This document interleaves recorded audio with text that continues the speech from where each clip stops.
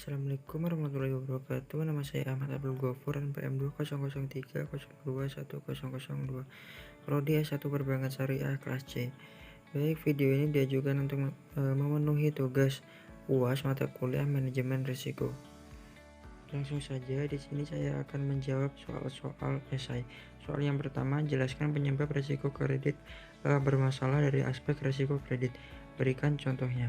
Jawab, penyebab kredit bermasalah dari aspek risiko kredit yaitu yang pertama, aspek kualitatif, siklus bisnis dan industri menurun.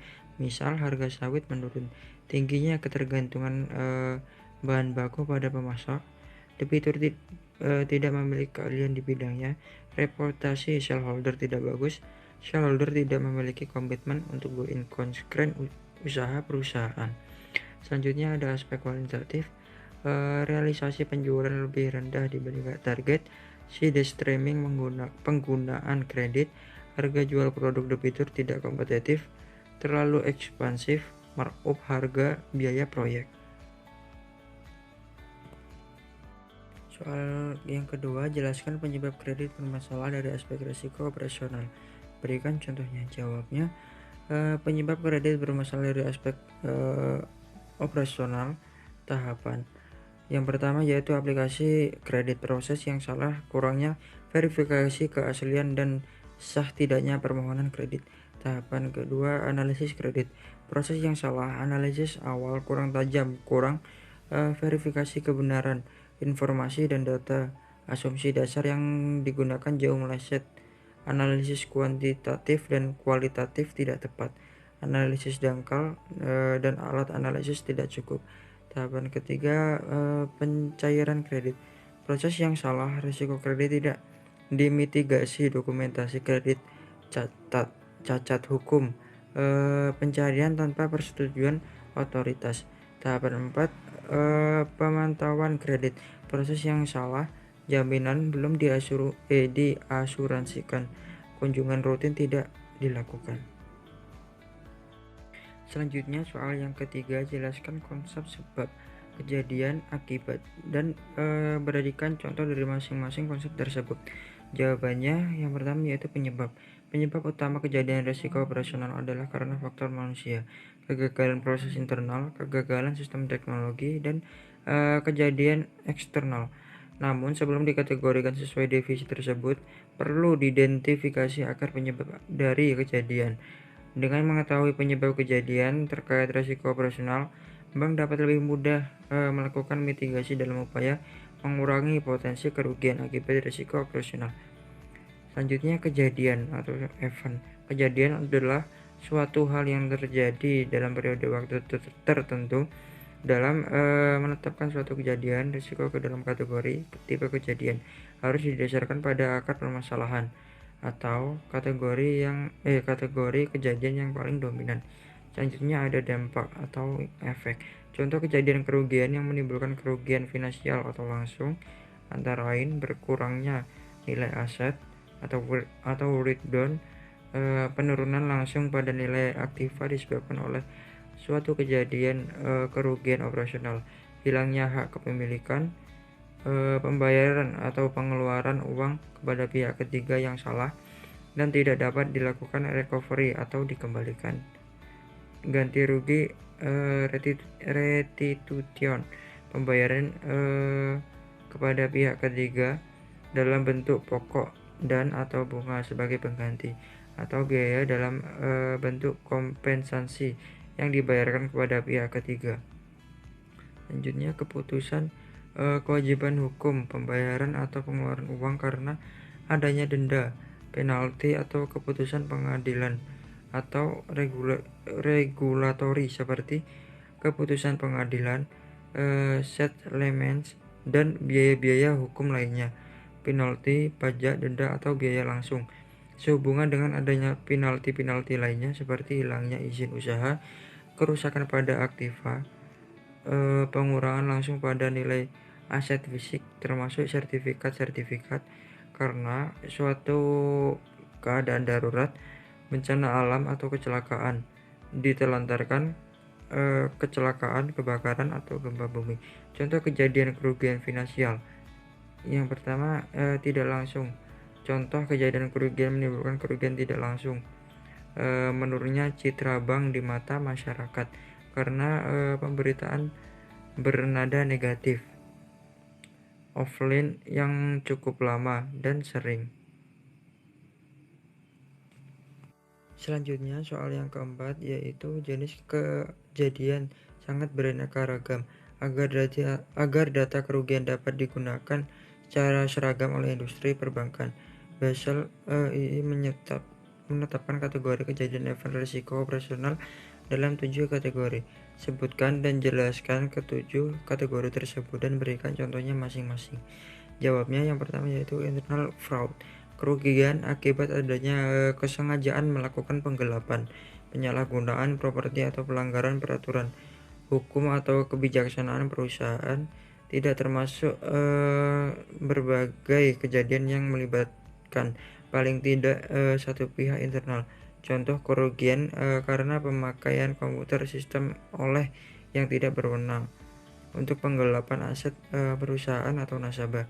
Yang kedua, external fraud, kerugian akibat adanya kesengajaan untuk melakukan penipuan, penyalahgunaan properti atau pelanggaran hukum oleh pihak ketiga. Contoh kerugian karena perampokan kas dalam perjalanan. Yang ketiga, praktik ketenaga kerjaan dan keselamatan kerja, kerugian yang ditimbulkan dari tindakan yang tidak konsisten dalam ketenaga kerjaan, peraturan kesehatan dan keselamatan kerja atau perjanjian kerja bersama, dari pembayaran klaim kecelakaan kerja, atau dari kejadian perbedaan atau diskriminasi. Contoh kerugian karena adanya pemogokan karyawan. Keempat, pelanggan produk dan praktik bisnis, kerugian yang timbul akibat kegagalan yang tidak disengaja atau lalai untuk memenuhi kewajiban profesional terhadap klien tertentu, atau akibat rancangan suatu produk. Contoh kerugian karena adanya komplain atau tuntutan nasabah akibat penyalahgunaan informasi rahasia milik nasabah. Yang kelima, kerugian atas aset fisik, kerugian yang timbul dari kerugian atau kerusakan atas aset fisik akibat bencana alam atau kejadian lain. Contoh kerugian karena kerusakan gedung akibat gempa bumi. Yang keenam, gangguan bisnis dan kegagalan sistem, kerugian yang timbul akibat gangguan bisnis dan kegagalan sistem. Contohnya adalah kerugian karena kerusakan hardware. Yang ketujuh, eksekusi, pengiriman dan manajemen proses, kerugian akibat kegagalan proses transaksi atau manajemen proses yang berhubungan dengan pihak lawan dan vendor. Contoh kerugian karena adanya kesalahan pembukuan atau akunting, termasuk backdating dan koreksi atau penyesuaian. Terakhir, soal kelima, jelaskan kelima prinsip GCG dan berikan contoh penerapan suatu prinsip GCG pada sebuah perusahaan. Jawabnya yang pertama, keterbukaan sebagai perusahaan publik. Perseroan wajib menjaga objektivitas dalam menjalankan kegiatan usahanya dengan cara menyediakan materi informasi yang relevan kepada para pemegang saham dan pemangku kepentingan. Perseroan juga harus memastikan ketersediaan informasi yang tepat waktu, memadai, jelas, akurat, serta mudah diakses. Penyampaian berbagai laporan rutin merupakan kewajiban bagi perseroan publik, di antaranya laporan keuangan interim, laporan keuangan tengah tahunan, laporan keuangan tahunan yang diaudit, laporan tahunan, dan laporan insidentil, di mana di dalamnya termasuk hal yang terkait dengan aksi korporasi, transaksi afiliasi, maupun transaksi material. Selanjutnya, akuntabilitas. Perseroan sebagai perusahaan publik menerapkan pilar akuntabilitas sebagai bentuk pertanggungjawaban perseroan kepada para pemegang saham dan pemangku kepentingan untuk menunjukkan pengelolaan perseroan dilakukan dengan benar, terukur, dan sesuai kepentingan perseroan tanpa mengesampingkan kepentingan pemegang saham dan pemangku kepentingan. Selanjutnya, pertanggungjawaban sebagai perusahaan. Perseroan memiliki tanggung jawab untuk melaksanakan usahanya sesuai dengan peraturan perundang-undangan yang berlaku. Kepatuhan perseroan terhadap peraturan perundang-undangan ini menjamin kenyamanan para pelanggan perseroan dalam menikmati layanan. Di sisi lain, perseroan dapat menjalankan kegiatan usaha dengan lancar dan mencapai kesinambungan usahanya. Untuk memastikan pelaksanaan ketaatan terhadap peraturan perundang-undangan yang berlaku, salah satu langkah perseroan adalah dengan memiliki sekretaris perusahaan yang bekerja sama dengan divisi hukum perseroan. Selanjutnya, independensi. Sebagai upaya mewujudkan independensi, perseroan telah menunjuk beberapa pihak independen yang memiliki reputasi tinggi untuk duduk di dalam dewan komisaris dan direksi, serta memberikan peran yang maksimal bagi komite audit perseroan dalam melakukan pengawasan terhadap jalannya kegiatan usaha perseroan. Selanjutnya, kesetaraan dan kewajaran. Pilar kelima dari pedoman umum tata kelola perseroan yang baik yang ditetapkan oleh Komite Nasional Kebijakan Governance atau biasa disingkat KNKG, kesehatan dan kewajiban diterapkan perseroan.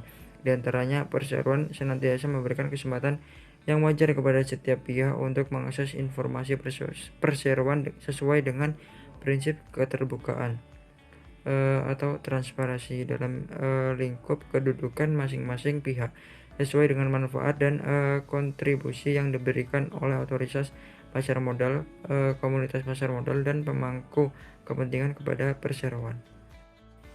Saya rasa cukup sekian dari saya. Apabila terdapat kesalahan, saya mohon maaf. Saya akhiri. Wassalamualaikum warahmatullahi wabarakatuh.